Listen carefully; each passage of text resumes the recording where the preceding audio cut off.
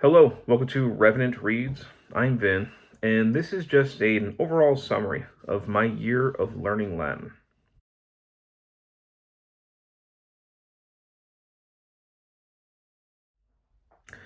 So if you're new to this channel, if you've come here from the language learning world rather than the book world, just want to let you know that Revenant Reads, this channel is really a booktube channel where I talk about books that I am reading or that I have just read.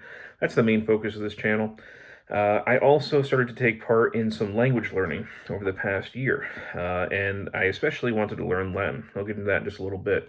But my main focus with my channel is books. So I'm also going to be talking about the books that I read over the past year to learn some Latin. So first of all, as a quick summary, Latin was, or is, I guess it was, a language that I had always wanted to learn ever since I learned about the Roman Empire.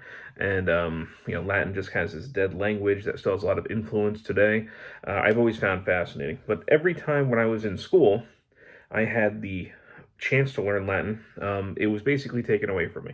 So when I got to, for instance, college, I wanted to finally take a Latin course, and then they got rid of it right before I got there. So I ended up taking German instead. So I kept having these missed opportunities of learning Latin. And then last year in September, at the beginning of the school year, I'm a teacher. I had gotten COVID for the first time. My whole family got it. And, kind of laid up in bed for about a week or so.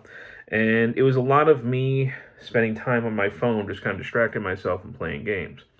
I'm somebody who is very conscious of how I spend my time, and I try to do it in as productive a means as possible.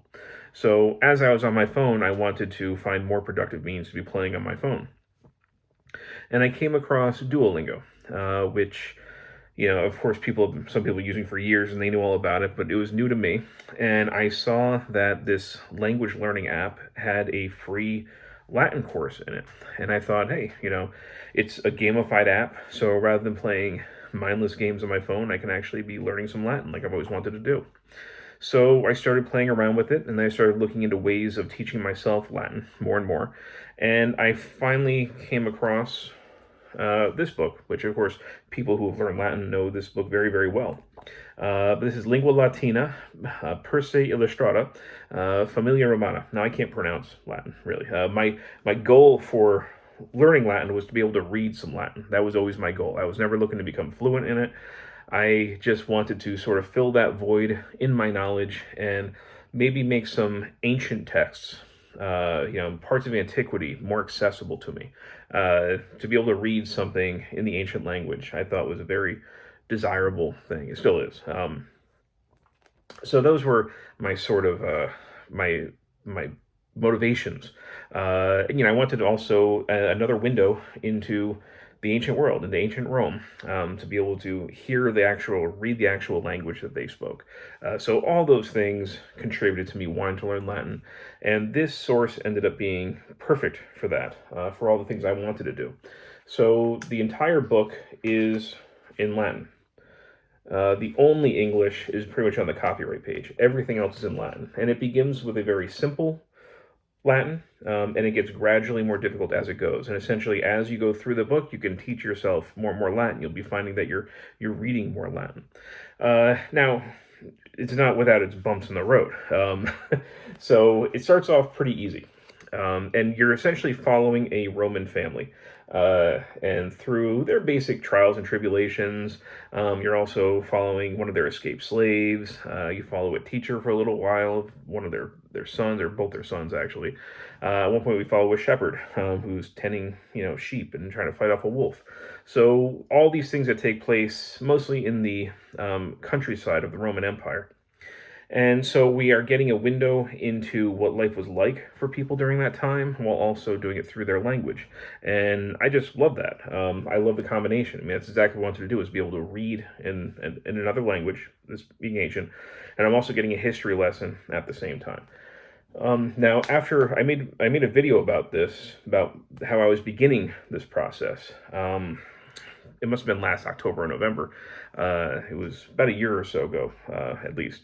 And I had somebody who saw that video contact me, Sabrina, and she contacted me through Voxer and said, "Hey, I saw that video. Do you want to basically buddy up and do this together?"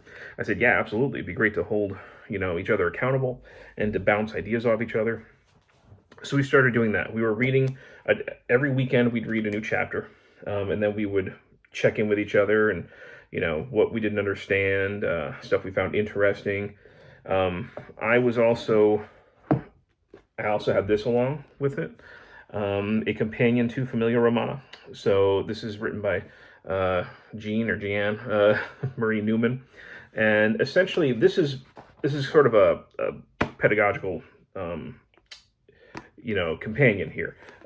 So each chapter goes along with the chapters in here, and it gives an explanation of the grammar that's going on. It gives a vocabulary section for the new vocab, and it also gives you some context for Roman culture and the sort of things that we're reading in here. And I found this very helpful, at least for most of it.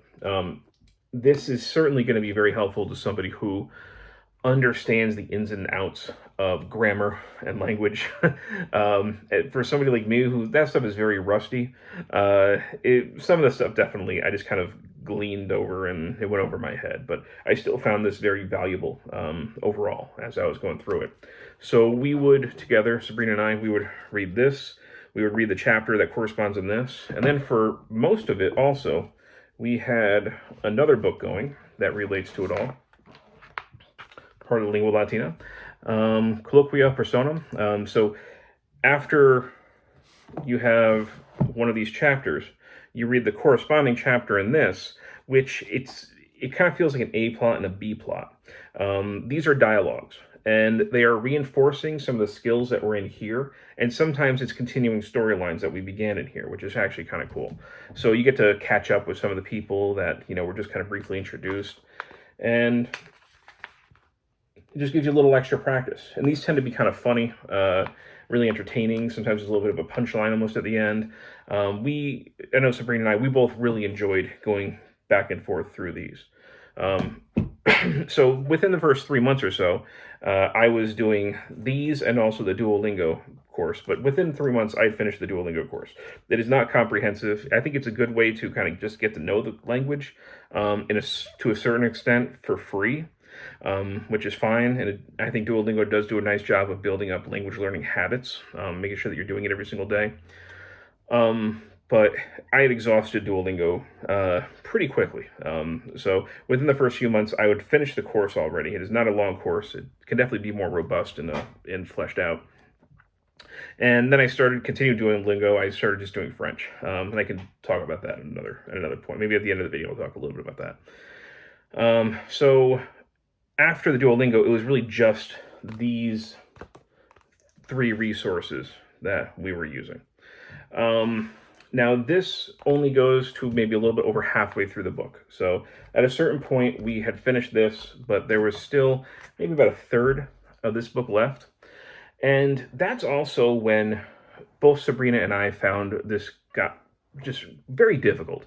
For the first half of the book, pretty much, you really do feel like you're progressing. You feel like you're growing as a learner. You're learning more and more, and there are just stretches, like there's, a paragraph or two will go by, and you realize you haven't had to think of looking anything up. You're just getting it. And this isn't the kind of method where you're supposed to be looking up every word you don't know. You're really supposed to read it and try to figure out what's going on and try to piece it out through textual clues and things that are in the margins to let you know and give you ideas about what it means. It's supposed to be a much more natural way of learning language, and for the most part, it is. And like I was saying, I could read like a paragraph or two and realize I understood everything, and it was great, and you really felt accomplishment. You were enjoying the stories. But around chapter 20 something, there's like 32 chapters in here, maybe 30, no, a little more than that. So 35, although 35 is kind of like review of things. I'd say a good 34 solid chapters. We've got, by the time you're in the early 20s, I felt, and Sabrina also felt it at the same time, that things got significantly harder. The grammar, Latin grammar is just notoriously complex at times. and there's no real rules for sentence structure. um, in addition to the grammar getting complicated, I felt like we were just getting a lot of vocab. And I found that week after week, time after time, I had to keep looking up the same words over and over again. Like it wasn't sticking. So it got to the point where I realized, like, okay, I'm still going to use this, but it's not enough. Like, this is just not enough for me now, as somebody who is trying to teach himself what to do. And Sabrina was feeling the same kind of brick wall that she was hitting. She ended up taking a break and saying, her life was getting busy and she just wasn't feeling like she was progressing. So she was going to step back from it.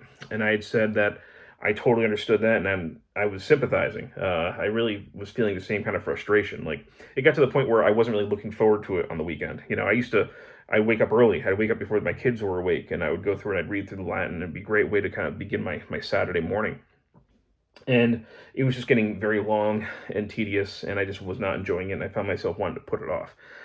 So I knew also I needed to kind of step back, although I was not planning on taking a prolonged break. So I was going to try and keep on going with it.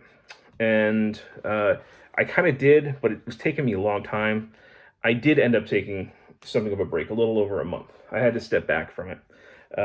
And then in August, before school began back up again, I was determined to finally finish this. I needed to finish these things. So I sat down every single day and I started going through it. But I also started using, like I said before, this just was not enough for me. I started using the Link app. Which I think was developed by Steve Kaufman. I don't know if he's the creator of it or he's just heavily associated with it, but he's this kind of, a well-known polyglot on YouTube. And I used that. I basically imported the chapters that I was reading, and I had the Link app open. And what Link will do is it digitizes the text for you, and when you click on a word, it brings up definitions. And it's not always perfect, especially for Latin, but it was helpful. So I would be reading out of here, and then if I really got stuck, I'd have my iPad open right here to a link, and then I would kind of go over and I would correspond. And I was going back and forth between Link, and also this. And it took some initial prep work, but in the end, I was able to finally start getting through these chapters and feeling like I was progressing again. Because it just became too tedious trying to look the stuff up. With paper, I didn't want to keep Google searching things. Having the link right there was far more helpful. And I did start feeling like I was finally remembering certain words and progressing. So with the help of Link and using it in addition to all this, I finally did get through these. So I had a major sense of accomplishment, but I also did feel like it was, without somebody there to help me or guide me, it was just getting a little too much. And I decided that, where I am with my Latin, which I'm still a beginner level, but I can read a lot more than I could a year ago. It was in October that I first started, I decided I was going to try and read some Latin. I can read a whole lot more Latin than I could before, so I definitely have achieved my goal. I am not quite as proficient in it as I would like to be, but I'm comfortable with where I am. So once that was done, and this was done, and the other book, I decided that I was mostly going to kind of maintain what I have, and I wanted to go back to just reading for pleasure. That's what I was getting out of the first part of Lingua Latina that I wasn't necessarily getting in the second half. I just wanted to be able to read in another language and enjoy myself. So I started focusing more on novellas.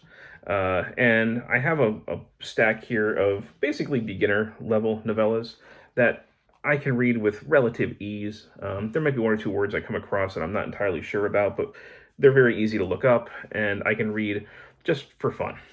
So four of these were written by Andrew Olimpi. He sells these on Amazon.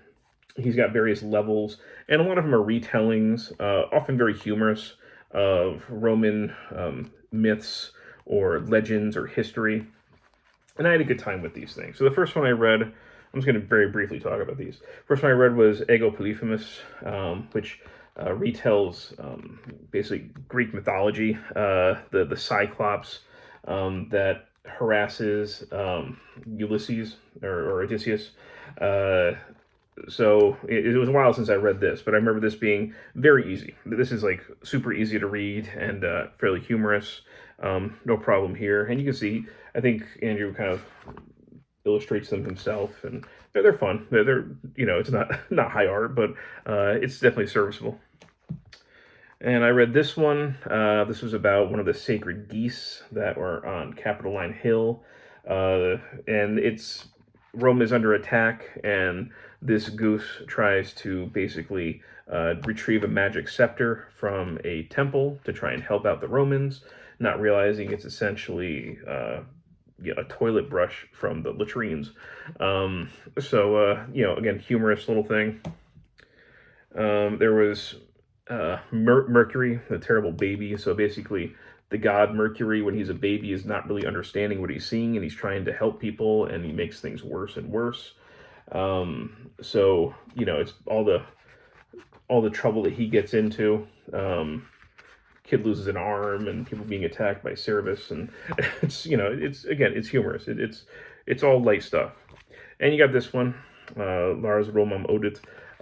This is about something that I would read about again in another book, but essentially when Rome kicked out its king, that king fled to the Etruscan king, and then the Etruscan king attacks Rome, and it's about that war and that conflict. And this one is a much more humorous take on the story. But it's meant to be taken with a lot more humor, what's happening. But I read the same story in this. Now, this is from a different author, and a much different take. Very, very dull cover here. I did see a digital cover on Goodreads that actually had like the shapes of like leaves falling and stuff, and that looked really pretty. This is very unassuming, but I actually was really impressed by this. So this is Cloelia, Puella Romana by Ellie Arnold. And this is the same story from this, but obviously a much more serious take, and it's taken from the perspective of a 10-year-old girl, Cloelia. And it has to do with war, and with especially the position that women are in. And it's kind of written from Cloelia's perspective, from her point of view. And again, it's basically beginner level. It's a little bit more higher, I guess, a little higher beginner level than this. It's like next stage. But I still have had a pretty easy time with this. And this has a lot to do, especially with, like I said, women in the Roman world. And it's a very interesting insight that we get. The position of women and how little say they have in their lives. And we get into things like, it deals with heavy things. It deals with rape and murder. We get the difference between a crime and the breaking of a sacred vow. So if a woman has vowed to a god that she will remain chaste, but she is raped, the man has committed a crime. But now the woman, because she has broken a vow, even involuntarily, against a god, her crime is actually seen as worse. So it's this kind of twisted perspective that these women and these girls are caught in, the expectations that they have, and how really, unattainable a lot of these things are, because they are not in control of their own destinies. So this is a much more sad and serious story, but it was very well told, and I really liked it a lot. And again, just a year ago, I wouldn't be able to read a word of this. So the fact that I can pick this up now, and I can read something that's serious and that looks into Roman history, and it's in Latin, I think that I have done okay. I am not fluent. I am not going to be able to read, certainly like Cicero or anything like that. At least not much. But it's nice to be able to recognize these words. I finally watched the HBO series Rome with my wife, and I was excited when I could read the graffiti on the walls. I knew what it said. So little things like that. It's been a nice journey. I will say though, I'm gonna continue picking up like novellas. I'll probably maybe get one step above these sorts of things, or find some novellas to read here and there. But I'm pretty comfortable with where I am right now when it comes to Latin. My main reason for learning a new language, I like the puzzle aspects of it. I like being able to translate and interpret. I like that it opens up new avenues for me, especially to read and insight into culture. But I am not looking to become fluent. I am not looking to become a polyglot. I'm just having fun with language. So I had fun with Latin, and I'm going to continue having fun with Latin, but to a much lesser degree. I'm not going to be as immersed in all of this. I am, as I mentioned before, I've been learning French, practicing with Duolingo, and once I get to a certain point in that, I know people have thoughts on Duolingo. You have some people who are hardcore polyglots that say don't use it, but for me, it's fun. I like playing with language. I like the gaming aspect. It gets me thinking about it every day. And once I get to a certain level in French, I'm going to start reading French. Simple things. My goal for French would be to like read, children's books in French. I've heard that Albert Camus' The Stranger is pretty accessible for people who are at a fairly simple level in French. So I'd like to maybe read that. So I don't know. I'm going to see where it takes me. So I'm still going to play around with Latin here and there, but my focus is going to be, not a huge focus. It's not going to take up huge portions of my day. But my focus right now is going to be French. And I chose French kind of almost on a whim. In high school, I had taken Spanish. In college, I had taken German. And I felt woefully inadequate at understanding French. And I really just wanted to remedy that. So I'm mostly just taking it or learning it because I get tired of not knowing it. And I'm having fun with it. There's a lot of French authors that I like that it'd be great to actually be able to read things within the original language. So that's a goal. Again, I'm not looking for fluency, and I mostly am reading or learning the language for to consume content, especially reading. But it'd be nice to be able to, watch something and recognize a lot of the words. That would also be kind of nice. And I don't know how long I'm going to stick with it. It's however long I have fun with it. Maybe I'll jump to another language at some point, but I don't know if that'll be sooner or later. But right now I'm still having fun with French, so I plan on sticking with it. And that's it. That's where I am. So I learned Latin for a year. I am proud of how much I got, how much I got through, and I'm liking the whole act of learning languages, and I'm going to continue that. So these are the Latin books. Unfortunately, none of these things have things on their spine. They're all self-published, but this is where I am, and I'm going to sort of put Latin aside. If you have had experience with any of these things, I'd like to hear your thoughts on them. Any advice I can give is going to be very limited, but anyhow, that's where I am. Thank you.